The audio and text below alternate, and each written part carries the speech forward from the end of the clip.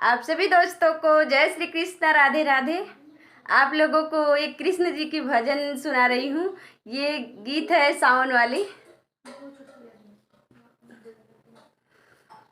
कि झूला झूल रहे भगवान, झूला झूल रहे भगवान, नंद जी के आंगन में, आंगन में, हाँ आंगन में, आंगन में, हाँ आंगन में, झूला झूल रहे भगवान, नंद जी के आंगन में।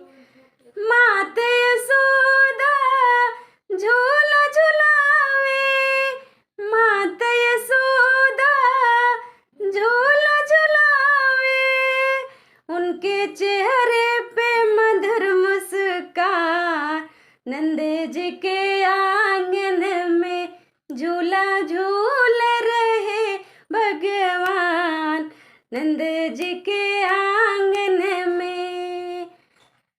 भीड़ लगी है नंद के द्वारे, भीड़ लगी है नंद के द्वारे, आया कैसा ये नया मेहमान, नंद जी के आंगन में झूला झूल रहे भगवान, नंद जी के आंगन में।